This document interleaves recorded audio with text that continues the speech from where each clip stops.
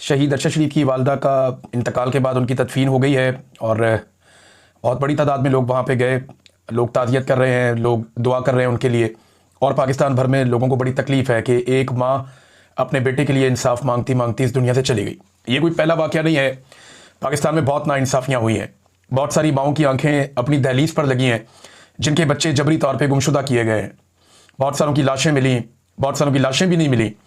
पाकिस्तान में एक जबर की सूरत हाल है, एक जुल्म की सूरत हाल है और बेशुमार माओं को उनका सामना है। शहीद अरशद शरीफ की वालदा बड़ी बाहिम्मत खातून थी, हम सब के लिए माओं की तरह थी। उन्होंने हम सबको बड़ी हिम्मत दी, बड़ा प्यार दिया, हौसला दिया और हमेशा ये कहा कि मेरे बेटे के लिए आवाज़ उठाते रहना। तो इंशाल्लाह हम हमेशा आवाज़ उठाते रहेंगे, कोशिश करते रहेंगे कि जो इंसाफ उन्हें अपनी ज़िंदगी में देखना नसीब नहीं हुआ वो इंसाफ हम लेने की कोशिश करेंगे। पाकिस्तान तहरीक इंसाफ की लीडरशिप शहीद अरशद शरीफ को या उनकी सहाफ़त को अक्सर वो उसका तस्करा करते हैं, उस पर बात करते रहते हैं। पिछले दिनों वज़ीर आला खैबर पख्तूनख्वा भी गए थे, उनकी वालदा को भी मिले थे, उनकी अहलिया को भी मिले थे। लेकिन अफसोस का मुकाम है, मुझे कुछ सहाफ़ियों ने बताया जी कि इस्लामाबाद में या वहाँ मौजूद होने के बावजूद तहरीक इंसाफ के बहुत सारे लीडर्स या कोई भी जो है वो ख़ास आदमी तहरीक इंसाफ का या कोई लीडर वहाँ नमाज जनाजा में नहीं पहुँचा। इस बात का हमें दुख है, तकलीफ़ है। शहीद अरशद शरीफ के हवाले से वो हमेशा बात करते हैं, तो उन्हें जाना चाहिए था। ये एक ऐसी माँ है जिसने बड़ी कोशिश की इंसाफ के लिए, लेकिन बदकिस्मती उन्हें उनकी ज़िंदगी में इंसाफ नहीं मिला। 3 साल और 3 दिनों तक उन्होंने कोशिश की और आखिरी वक्त तक जो लोगों से वो बात करती रही वो यही बात करती रही कि अरशद के इंसाफ के लिए आवाज़ उठाओ। हम हमेशा आवाज़ उठाएंगे इंशाल्लाह और एक दिन इंसाफ होगा, हम सारे होता हुआ देखेंगे भी। अब नादरीन, कुछ खबरें मैं आप तक पहुँचाता हूँ कि 4 सद्दा का जलसा हुआ पहला। अगले दिन खैबर के अंदर एक जरगा हुआ बहुत बड़ा, वो भी एक जलसा था। और उसके बाद अगले दिन करक के अंदर एक बहुत बड़ा जलसा हुआ। तो सीएम अफरीदी साहब जो हैं वो उन्होंने बड़े तगड़े हैट्रिक की है जलसों की और अवाम की उनके अंदर शमूलियत से अंदाज़ा होता है कि एस्टेब्लिशमेंट के लिए मुश्किलात पैदा हो गई हैं। यानी पहले धमकी लगाई गई कि इसको हम आने नहीं देंगे और हम इसको वज़ीर आला नहीं बनने देंगे, हमें ऐसी सूबाई हुकूमत ही कबूल नहीं है, ये भी कहा गया। तो DGSPR को खुद भेजा गया पेशावर, उन्होंने जाके बड़े सख्त अल्फाज इस्तेमाल किए। लेकिन अब एस्टेब्लिशमेंट के लिए मुश्किलात बढ़ रही हैं। जितना ज़्यादा सुहेल अफरीदी साहब को टाइम मिल रहा है वो बिल्कुल इमरान खान साहब की तरह तेज़ी से जलसे कर रहे हैं। ये इमरान खान साहब ही करते थे, एक दिन में 2-2 जलसे, और वो यानी 60 जलसे उन्होंने ऊपर नीचे एक दफ़ा कर दिए थे। तो उनका तो रिकॉर्ड शायद पाकिस्तान में कोई तोड़ भी ना सके। लेकिन सुहेल अफरीदी ने बड़े तूफानी किस्म के जलसे किए, बहुत बड़ी तादाद में लोग वहाँ पर आए। तो इससे एक बात तो वादे होती जा रही है कि वक्त गुजरने के साथ साथ वो मोमेंटम पकड़ रहे हैं। जब मोमेंटम उनके हाथ में आ जाएगा और खैबर पख्तूनख्वा पूरी तरह खड़ा हो जाएगा तो फिर उसके बाद उन्हें हटाना मुमकिन नहीं रहेगा। ये एस्टेब्लिशमेंट उसके बाद उन्हें हटाने की कोशिश करेगी भी तो नहीं कर पाएगी। वजह यह है कि लोग बहुत बड़ी तादाद में फिर रिएक्शन देंगे और ये जो एक ताल्लुक है वो इस सीएम के साथ अवाम का बनता चला जाएगा। अब ऐसा लगता है कि सुहेल अफरीदी की मुलाकात करवा दी जाएगी इमरान खान साहब से। वजह यह कि एस्टेब्लिशमेंट ने अपनी जिद करके देख ली कि पहले हमसे मिलो फिर इमरान खान साहब से मिलो। लेकिन उन्होंने कहा जी मैं तो इमरान खान से मिलूंगा और इमरान खान मुझे कहेगा तो मैं आपको मिलूंगा, वरना मैं नहीं मिलूंगा। और वो इमरान खान साहब के हुक्म के खिलाफ जाने के लिए अभी तक तो राजी नहीं है सुहेल अफरीदी कि बिल्कुल इमरान खान साहब के फॉर्मूले पे मैंने चलना है, जो वो कहेंगे उसके मुताबिक चलूंगा। उन्होंने मुझे वज़ीर आला खैबर पख्तूनख्वा बनाया, ये सुहेल अफरीदी की सोच है। अब ये सोच एस्टेब्लिशमेंट के लिए खतरनाक है। लेकिन अब जो उन्होंने शो ऑफ पावर किया है, मेरे ख्याल में अब उन्हें मुलाकात करवा दी जाएगी। और कुछ ऐसी खबरें आ भी रही, राणा सनाउल्लाह साहब ने भी कहा कि पीर को या मंगल को यानी आज या कल के दिन में सुहेल अफरीदी साहब की मुलाकात हो सकती है इमरान खान साहब से। तो ये बड़ा पॉजिटिव है अगर ये मुलाकात हो जाती है तो। सुहेल अफरीदी ने जो जलसे किए उनमें कुछ बड़ी सख्त बातें की, लेकिन करक वाले जलसे में वो ज्यादा सख्त बोले। DGSPR का जो धमकी हमें उनकी जो बातें थी उनका भी जवाब दिया कि घटिया जुबान इस्तेमाल की गई DGSPR की जानिब से पेशावर में आके। वफाकी वज़रा के बारे में उन्होंने कहा जी कि ये इनका मैंडेट भी नहीं है, जाली है, और ये मेरे बारे में गलीज़ इन्होंने इल्ज़ामात लगाए और घटिया जुबान इस्तेमाल की। लेकिन मैंने कभी उनकी ज़बान में जवाब नहीं दिया, महज़िब तरीके से असेंबली के फ्लोर से मैंने जवाब दिया। लेकिन ये बात मैंने भी आपको कही थी पहले नादरीन के जो DGSPR ने किया वो ये कर तो गए खैबर पख्तूनख्वा में आकर, लेकिन उन्होंने जज्बाती होकर या जैसे भी है वो गलती कर दी। जो एक सरकारी मुलाजिम होता है ना, वो अवामी नुमाइंदे के साथ पंगा नहीं ले सकता, और ले तो इस लेवल तक वो जा नहीं सकता। और अगर कुछ करना है तो वो पर्दे के पीछे रहकर कर सकता है। जब वो अनाउंस कर देता है ना तो वो कमज़ोर हो जाता है, फिर उसकी वो ताकत नहीं रहती। तो अब सुहेल अफरीदी साहब के हाथ में है, वो इसको जहां मर्जी मरोड़े। अब अगर कभी भी उनकी हुकूमत गिराने की कोशिश की जाएगी तो डायरेक्ट जो इल्ज़ाम है वो आएगा DGSPR पे और मिलिट्री एस्टेब्लिशमेंट पे। ये तो पहले ही कह चुके हैं कि हम हुकूमत नहीं कर देंगे, हुकूमत नहीं चलाने देंगे। मादनियात के ऊपर बहुत सारी बातें की हैं, लेकिन मादनियात के हवाले से जो है वो एक बड़ी इंपॉर्टेंट बात है जो सुहेल अफरीदी ने की है। जरा बात आप सुनिएगा। जितने भी हमारे मादनियात हैं उस पर सिर्फ और सिर्फ हक खैबर पख्तूनख्वा के अवाम का है, और ये जिसको चाहेंगे देंगे, जिसको चाहेंगे कि ना दे उनको नहीं मिलेंगे इंशाअल्लाह ताला। ये वो चीज है जो एस्टेब्लिशमेंट को बहुत तंग करती है, क्योंकि पाकिस्तान की मिलिट्री एस्टेब्लिशमेंट को ये लगता है कि पूरे मुल्क के अंदर जहां पे जो भी है उसके हवाले से फैसला मिलिट्री एस्टेब्लिशमेंट को करना है। सियासतदानों का कोई हक नहीं है उसके ऊपर फैसला करने का। कौन सी मादनियात कहां जाएंगी, किस कंपनी को दी जाएंगी, कौन निकालेगा, कहां पहुंचेगी, किसको बेची जाएंगी, ये फैसला नॉर्मली पाकिस्तान की मिलिट्री एस्टेब्लिशमेंट अपने हाथ में रखती है। यानी अगर बलूचिस्तान से गैस निकलती है तो किन इलाकों में दी जाएगी, कहां प्रायोरिटी रखनी है, ये फैसला एस्टेब्लिशमेंट अपने हाथों में रखती है।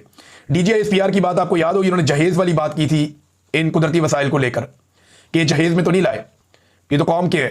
तो वो एक्चुअली ये वो रद्द-ए-अमल था कि मिलिट्री एस्टेब्लिशमेंट हमेशा ये समझती है कि पाकिस्तान के अंदर जहां जहां जो जो मादनियात पड़ी है उनका क्या करना है, ये फैसला मिलिट्री एस्टेब्लिशमेंट ने करना है, कोई अवामी हुकूमत इसका फैसला नहीं करेगी। उनके दिमाग में ये है। लेकिन सुहेल अफरीदी ने खुलकर चैलेंज कर दिया और साफ बात कर दी कि मादनियात पे जो खैबर पख्तूनख्वा की मादनियात हैं वो वहां की आवाम का हक है, वही फैसला करेंगे किसको देने और किसको नहीं देने। तो ये बड़ी चुभती हुई बात है जो एस्टेब्लिशमेंट तक पहुंची है। डी चौक जाने के हवाले से भी अब फैसला पाकिस्तान तहरीक इंसाफ हो सकता है करे आने वाले दिनों में, क्योंकि दो हिकमत अमली हैं जिन पे आजकल बात हो रही है। एक ये कि इस्लामाबाद की जानिब बढ़ा जाए, दूसरा यह है कि तमाम रास्ते बंद कर दिए जाएं, शाहराहें बंद कर दी जाएं और पूरे मुल्क के अंदर एहतजाज किया जाए। लेकिन उससे पहले एक मोमेंटम बनाया जाएगा और इस वक्त मोमेंटम बनने के ऊपर काम जारी है जो हम देख रहे हैं। नाज़रीन, मुरीदके में जो कत्लेआम हुआ उस हवाले से डॉन के अंदर भी एक रिपोर्ट छपी है और ये बड़ी खौफनाक रिपोर्ट है। यानी अब आहिस्ता आहिस्ता मीडिया चीज़ें बता रहा है। डॉन ने मकामी लोगों से बात की वहां जाके मुरीदके में, उनसे पूछा, देखें जो मेरे लोगों ने बात की थी वो भी मैंने आपको बताया था, जो मेरे सोर्स है उन्होंने पुलिस से बात की थी, 3 पुलिस वालों से, तो जो उन्होंने बताया था मैंने आपके सामने रखा था सोर्स का बता के। इसी तरह मुख्तलिफ लोगों के अलग अलग सोर्सेज हैं। जो अमेरिका में एक जरीदे में छपा वो एक अलग सोर्स था। अब यहां पे जो डॉन है वो ये कहता है कि जी डॉन का नुमाइंदा वहां पे गया था, उन्होंने बातचीत की है मुरीद के कत्लेआम के बारे में। जो लिखा कि वहां क्या हुआ था, उन्होंने बताया जी कि एनी शाहिदीन बताते हैं कि लगभग 3 घंटे से ज़्यादा फायरिंग होती रही और ये रिटेलिएशन में होती रही फायरिंग 3 घंटे से ज़्यादा। आंसू गैस की इतनी बदतरीन शेलिंग थी कि हर तरफ सफ़ेद धुआं था और हम अपने घरों के अंदर भी सांस सही तरह नहीं ले पा रहे थे। और ये भी बताया कि बहुत बड़े पैमाने पर गोलियां चली हैं, गलियों के अंदर गोलियां चली हैं और ये गोलियां जो हैं वो रिकोशिएट होकर, रिकोशिएट कहते हैं गोली जब कहीं से टकराती है और वापस किसी और सिमत में मुड़ जाती है। बाज़-औक़ात पानी पे कभी भी फायर नहीं किया जाता, पानी के ऊपर जब भी कोई गोली चलाता है तो वो गोली के मुड़ने का बहुत बड़ा खतरा मौजूद रहता है। तो इस तरह कोई लोहे का या कोई सख्त जगह जहाँ पे गोली लगती है, ज़मीन पे लग के बाज़-औक़ात गोली उठ जाती है, किसी और जगह पे जाके लग जाती है। वो कह रहे हैं जी गोलियां रिकोशिएट होकर भी लगती रही हैं मुख्तलिफ जगहों पर और गोलियों के निशान मौजूद हैं। फिर वो ये कहते हैं कि हज़ारों गोलियां चली हैं, 3 घंटे से ज़्यादा फायरिंग हुई है और पुलिस इस दौरान में ऐलान करती रही है कि कोई भी अपने घर से बाहर ना निकले। सुबह 7:30 बजे के करीब जब गोली छोड़ी चलना बंद हुई और पुलिस ऐलान करती रही कि घरों से बाहर कोई ना निकले, फिर जब पुलिस की जानिब से इजाज़त मिली घरों से बाहर निकलने की तो अवाम ने देखा कि वहाँ पे बहुत ज़्यादा गोलियों के, हज़ारों गोलियों के कॉल और जो कार्ट्रिजेस हैं उनके कॉल वहाँ पे मौजूद थे। और गुज़िश्ता रात वहाँ पे 5 से 7 हज़ार बंदा तहरीक लब्बैक का मौजूद था। लेकिन सुबह के वक्त वहाँ पे खून के धब्बे तो थे, जगह जगह पे खून के निशानात थे, लेकिन कोई ज़ख्मी और दूसरे बंदे जो हैं लाशें या ज़ख्मी हमें दिखाई नहीं दिए। ये ऐनी शाहिदीन बता रहे हैं। कुछ लोग इस शर्त पे बता रहे हैं कि हमारा नाम आप सामने नहीं लाएंगे, लेकिन ये वहाँ सिचुएशन थी, वो बड़ी खौफनाक सिचुएशन है। नाज़रीन, आज़ाद कश्मीर में जोड़ तोड़ जारी है। पाकिस्तान पीपल्स पार्टी को अब मौका दिया गया कि आप हुकूमत बना लें वहाँ पे। PMLN ने अपने हाथ खींच लिए हैं, उन्हें नज़र आ रहा है कि यहाँ तो तबाही है। पीपल्स पार्टी तो कहीं पे अगर उनको 10 दिन भी हुकूमत करने के लिए मिले, 50 दिन भी हुकूमत करने के लिए मिले, तो पीपल्स पार्टी तो कहती है 2 हुकूमत। अब पीपल्स पार्टी वहाँ पे हुकूमत लेने के लिए बंदे तोड़ रही थी, तो अब तक की इतला के मुताबिक उन्होंने अपना नंबर पूरा कर लिया। 30 से ज़्यादा बंदे जो है वो मिल गए पीपल्स पार्टी के साथ। अब PTI का कोई फॉरवर्ड ब्लॉक बना हुआ है वो भी बंदे तोड़ लिए, कुछ और वज़रा तोड़ लिए, कोई मुस्लिम कॉन्फ्रेंस का कह रहे हैं उनका एक बंदा तोड़ लिया है और एक और जमात है उसका भी बंदा तोड़ लिया। कर आगे 30 से ऊपर चले गए। 27 का फिगर गालिबन इन्हें चाहिए वहाँ पे अपनी हुकूमत बनाने के लिए आज़ाद कश्मीर में, लेकिन 30 से ज़ायद बंदे इकट्ठे हो गए हैं। तो अनवारुल हक चौधरी जो है उसे अब फारिग कर दिया जाएगा। ये एस्टेब्लिशमेंट का वज़ीर आज़म था, इसकी कोई सियासी जड़ें नहीं थी। ख्वाजा साद रफ़ीक ने भी एक ट्वीट करके बताया कि आज़ाद कश्मीर के हालात बहुत ख़राब हैं और जो अगले इंतखाबात होंगे उनमें आपको बड़ा सरप्राइज़ मिलेगा। यानी अब सबको पता है कि वहाँ पे लोग अब इन्हें वोट नहीं डालेंगे। इमरान खान साहब अगर नए नौजवानों को भी खड़ा करेंगे तो उन्हें बहुत बड़े पैमाने पर आज़ाद कश्मीर में वोट मिलेगा। जिसका भी हाथ अवाम की नफ्स के ऊपर है उसको पता है कि आज़ाद कश्मीर में अब एस्टेब्लिशमेंट इलेक्शन नहीं जीत पाएगी। तो एस्टेब्लिशमेंट अपना बंदा विड्रॉ कर रही है ताकि पीपल्स पार्टी की हुकूमत बने और पीपल्स पार्टी की हुकूमत को गंदा किया जाए ताकि बाद में एस्टेब्लिशमेंट के लिए थोड़ा सा रूम क्रिएट हो जाए। लेकिन ऐसा होता हुआ दिखाई नहीं दे रहा। बहरहाल पीपल्स पार्टी अपनी हुकूमत बना लेगी बड़े आराम से तहरीक अदम एतमाद लाने के बाद। फिर क्या होगा वो हम आपको तब बताएंगे, क्योंकि पीपल्स पार्टी ने जब आना है तो उन्होंने सिंध वाली हालत करनी है और जो अवामी एक्शन कमेटी है, जो अवामी जॉइंट एक्शन कमेटी है, वहाँ पे वो फिर खड़े हो जाएंगे, वो फिर एहतजाज करेंगे कि जनाब बजट हमारे ऊपर खर्च करो, हमारा ख्याल रखो। और पीपल्स पार्टी उनके साथ मिलने की कोशिश करेगी और वफाक के ऊपर कहेगी जनाब आप काम क्यों नहीं कर रहे। हम इनके साथ मिल रहे हैं। ये अभी बड़ी दो नंबरी होगी। एक नूरा कुश्ती, PMLN और पीपल्स पार्टी मिलकर आज़ाद कश्मीर के अंदर लड़ने जा रहे हैं। ये आप देखिएगा, ये होता हुआ आपको दिखाई देगा। मैं आपको साथ साथ रिपोर्ट करूंगा। नादरीन, स्मोक के हवाले से लाहौर की दोबारा रिपोर्ट आई है। लाहौर पूरी दुनिया में सबसे ज़्यादा आलूदा शहर है, जहरीली हवा है उसकी। ये देखें, हमारी नस्लों का मामला है, उनके मुस्तकबिल का मामला है, बच्चों के और बुजुर्गों का मामला है, उनकी सेहत का मामला है। इसमें ना सबको अपना अपना किरदार अदा करना पड़ेगा। कोई हुकूमत अकेली ये नहीं कर सकती, चाहे किसी की भी हुकूमत हो। और ये हम सबकी जिम्मेदारी भी है कि हमारी आने वाली नस्लें सेहतमंद हवा के अंदर सांस लें। ये बरतानिया के अंदर जो है स्मोक होती थी, आलूदगी होती थी बहुत, फिर इन्होंने पॉलिसीज बदली, उन पॉलिसीज के ऊपर सख्ती के ऊपर अमल दरामद करवाया और इनकी आबो हवा साफ हो गई। तो पाकिस्तान में क्यों नहीं हो सकता? पाकिस्तान में हुकूमत को अपनी तरजीहात बदलनी पड़ेंगी और तमाम लोगों को मिलकर जोर लगाना पड़ेगा, अपना अपना किरदार अदा करना पड़ेगा। ये स्मोक पहले नहीं होती थी, लेकिन अब है और बदकिस्मती से बढ़ती जा रही है। तो हमें सख्त कवानीन बनाने पड़ेंगे, उन पर सख्ती से अमल दरामद करना पड़ेगा। हुकूमत को अपनी तरजीहात बदलनी पड़ेगी और ये याद रखिएगा, हुकूमत अकेली ये नहीं कर पाएगी। आप सबको अपना किरदार अदा करना पड़ेगा। हुकूमत किसी की भी हो, ये जो जहरीली हवा है, इसका नुकसान हमारे बच्चों को, हमारी फैमिलीज को, हम लोगों को हो रहा है। आपकी ज़िंदगी के दिन कम हो रहे हैं जब आप लाहौर में सांस लेते हैं। लिहाजा इसके लिए सबको अपना रोल प्ले करना चाहिए और हुकूमत को जंगी बुनियादों पर इसके लिए इकदाम हर हाल में करना होंगे। नाज़रीन, एस्टेब्लिशमेंट ने मुख्तलिफ लोग लॉन्च किए हुए हैं, वो आते हैं और आकर कोई ना कोई नई कहानी सुना देते हैं। देखिए, एस्टेब्लिशमेंट से खबर लेना कोई बुरी बात नहीं है। आप पुलिस से ले सकते हैं, ISI से खबर ले सकते हैं, किसी और एजेंसी से ले सकते हैं, सेक्रेटेरिएट से ले सकते हैं, किसी ब्यूरोक्रेट से ले सकते हैं। आपके सोर्सेज होते हैं, आप कहीं से भी खबर ले सकते हैं। तो मीडिया खबरें बहुत पुराना एस्टेब्लिशमेंट से ले रहा है, अभी भी लेता है, उन्हें वेरीफाई करता है, चलाता है। हम भी ये काम करते रहे और अभी भी जो लोग करते हैं गलत नहीं करते। आप खबर लें, उसकी वेरिफिकेशन करें, उसको देखें, उसको आप चलाएं, कोई प्रॉब्लम नहीं है। लेकिन आजकल मैं देख रहा हूं कुछ हमारे जर्नलिस्ट हैं, वो डाकिया का किरदार अदा कर रहे हैं।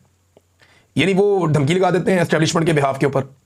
एस्टेब्लिशमेंट के बिहाफ के ऊपर जो है वो कोई भी स्टेटमेंट जारी कर देते हैं, कोई भी बात कर देते हैं, चाहे उसका सरपांव भी ना हो।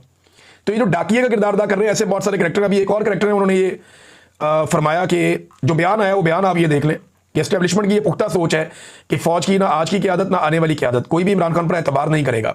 एस्टेब्लिशमेंट की ये सोच बन गई है कि उन पर एतबार नहीं किया जा सकता, इनको कभी बाहर निकलने का मौका भी नहीं दिया जा सकता। इनके जराइम इतने बड़े हैं। देखिए, मैं एक बात बताता हूँ, एतबार तो एस्टेब्लिशमेंट का खत्म हो गया।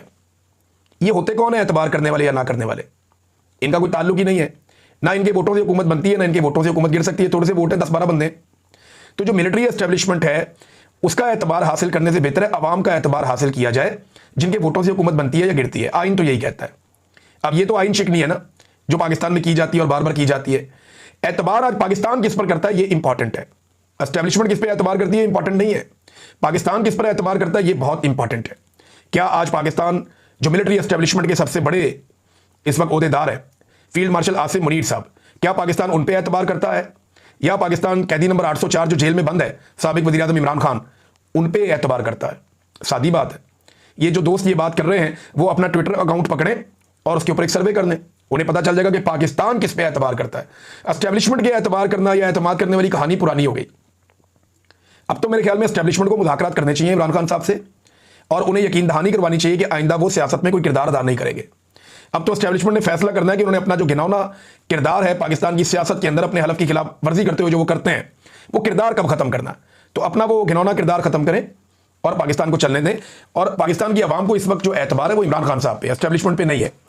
नाज़रीन, एक और खबर है, खबर तकलीफ दे है, लेकिन मैं आपके सामने रख देता हूं कि इसराइल ने तुर्क फौजों पर एतराज़ करते हुए गजा के लिए पाकिस्तानी फौज पर कोई एतराज़ नहीं किया।